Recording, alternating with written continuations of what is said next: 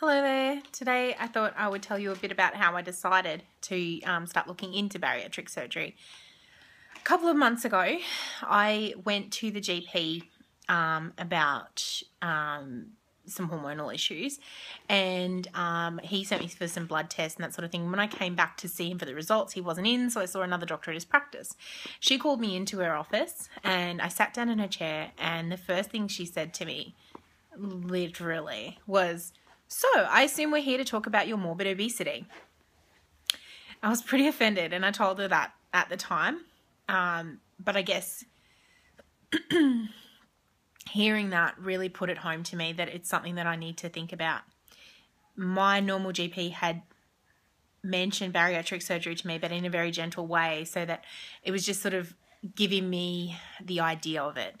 And on reflection, I guess it just started to sort of come to me that it might be a good idea to look into. So I joined a Facebook group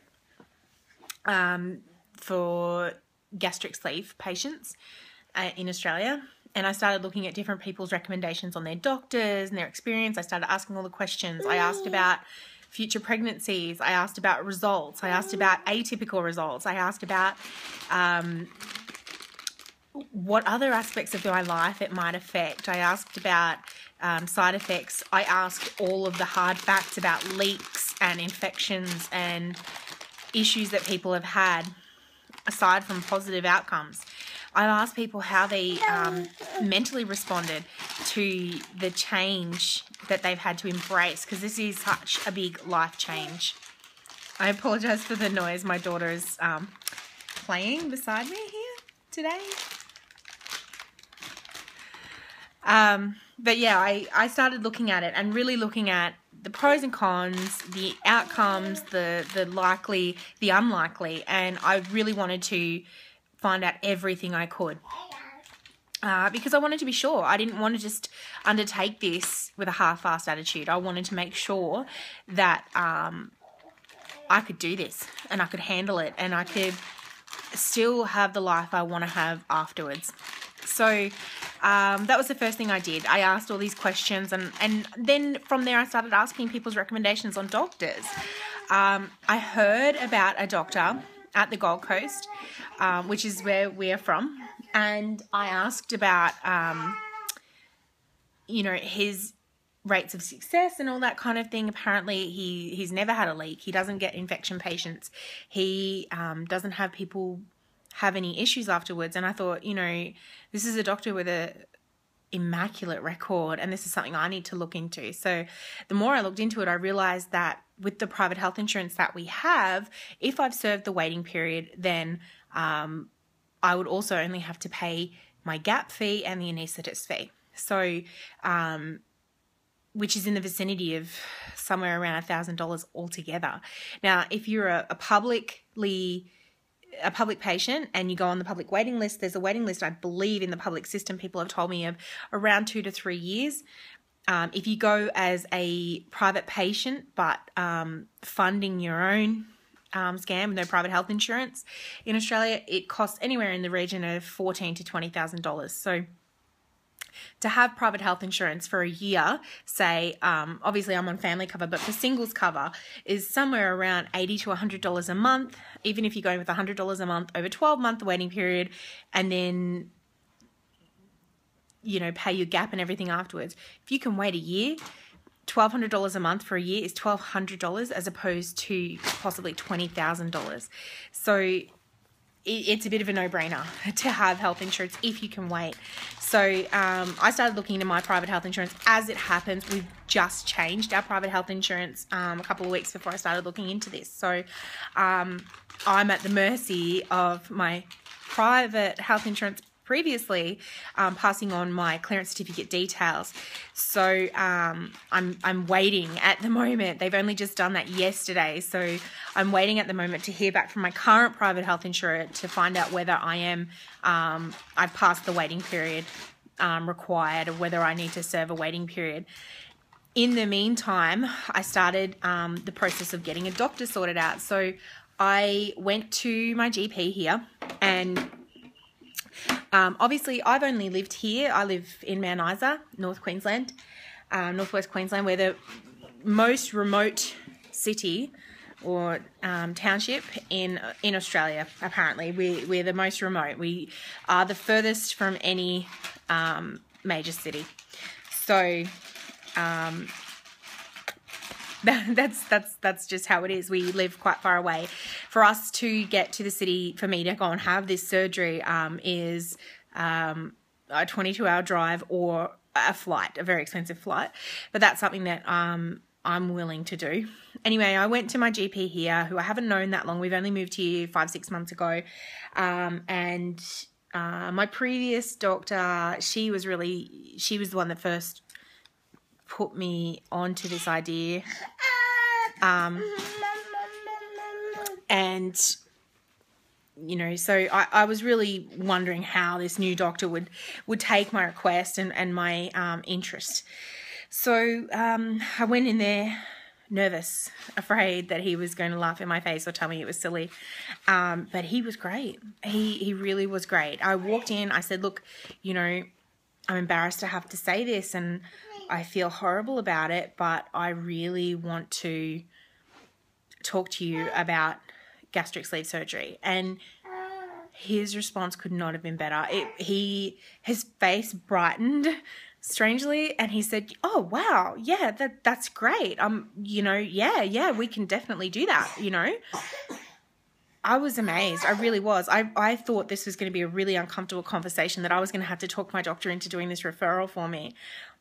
He asked me, he gave me some suggestions on doctors that he's previously referred patients to. And I said, look, I've heard of this other guy that I'd like to use. He was like, yeah, that sounds great. Sounds like you've done some research. I'm happy to, refer you to whoever you want. So I asked him about the fact that I am remote, and obviously he would have to manage me after my surgery, manage my aftercare and that kind of thing, because we'll stay after the surgery for a couple of days. But obviously beyond a week, I'll be home, and, if anything were to happen, I need to be managed by a doctor. So my GP was happy to do that. He said he's managed plenty of patients.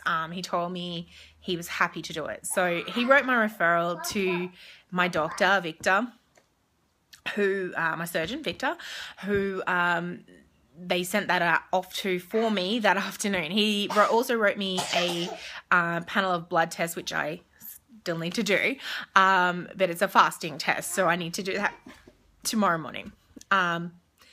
So I did that on Monday. Monday evening, they emailed the information to Victor. Monday afternoon that was. Monday evening, Victor called me. Victor himself called me, and he said, look, do you have time to talk now? I said, yeah, that's great. He asked me about my history. He asked me about my weight, my health issues, any family health issues. He talked to me about side effects and things that I can expect after the surgery. I'm not going to lie, there are some things in there that are concerning, and I think that anybody who's not concerned about this surgery and isn't second-guessing it right up to the last moment to a tiny degree, I'm not talking completely, like, you have to be really committed to this, but you should be concerned. It's major surgery, and you should be asking questions and worrying and taking all these steps to be extra cautious. And the things that Victor was most concerned about and really wanted to put home to me are, firstly, that this is a major change for the future. This is a major, major change. And it's not, you can't put it back. Once you cut out 3/4 of your stomach, you can't put it back. That it's done now, and it's not going to stretch again if you're doing the right things. It's, you're always going to have this sleeve stomach, which I had accepted already. So that was no revelation to me. He also said to me, look, the main issues when people have this surgery, one of the main things that happens afterwards is there's a concern of dehydration, and also of eating too little. So it's important to make sure that you meet with a dietitian afterwards. Now, my GP, during my appointment with him, he also wrote me a referral to a dietitian and to an exercise physiologist so that I can work out a plan for after the surgery to make sure that I'm keeping on top of things and doing things how I should. I need to make sure that I'm eating enough and eating properly for my body. You know, this is all about health. This isn't just about losing weight and about being thin. This is about being healthy. And in order to embrace a life of being healthy, yes, it's important that you have a bit of help to encourage you and give you some direction, you know. So I feel confident that I can handle that part of things because I'm supported. And support is like the number one thing to get this all happening.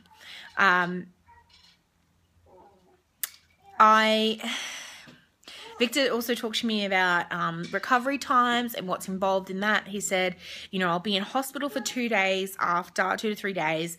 I'll have 2 weeks where I'll be on fluids only. So we're talking broths and cordial and protein shakes probably. Then there's 2 weeks of purees, which is like the consistency of baby food, but I'll just put it out there. And this is something I haven't talked to anyone else about, but it just makes sense.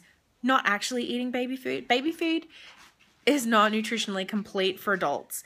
It's for babies. It's very low calorie, which I suppose is the idea, but it's not nutritionally complete. And, you know, much as these companies would have you believe they are, it's not nutritionally complete. So we're talking about pureed real food for 2 weeks. And then it'll be 2 weeks of soft foods.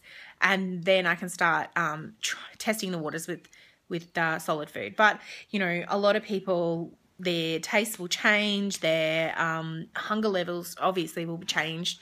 So embracing that change, apparently I'm told the first month or so is the worst because you're on liquids and then purees, and you probably just feel like you're really desperate to have that crunch sensation in your mouth again. So I've heard that's the worst time, and I'll probably be back here telling you it is the worst time in a couple of months' time.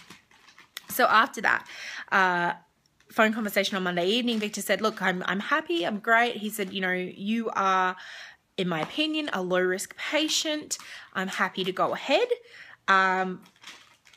And normally he would have a face-to-face meeting with patients, but given my remoteness, he's happy to have that phone conversation be our consult. So he emailed me a list of possible dates. He asked me first, like, when I would like to do it. And I said, look, you know, it's the end of June now. I'd like to look at August, September, because it means that my husband can be home to look after my daughter after the surgery. So, yeah, he's emailed me a whole bunch of dates, mid to late August and all of September. So now I just need to choose what my date is. The issue for me is I'm waiting to hear from my private health insurer whether I'm covered, because if I'm not, then I'll have to wait until after next June because of the change in insurer. So, that's where I'm at the moment. I have a list of dates and I'm just waiting to decide which one I can take or whether I have to wait. We are thinking, my husband and I talked about it, we're thinking that the best date would be mid-September. So I'm currently at the point, and it's so scary but so exhilarating and exciting. So I'd be looking at something like 11 weeks until my surgery. That's amazing. It's so exciting, and I am a little bit fearful, but I'm also so excited. You know, Victor said to me the one thing that a lot of patients don't remember is that, you know, this means you can't go to a buffet and have a 3-course dinner or, you know, an all-you-can-eat or Christmas dinner. And you know what? That's fine with me.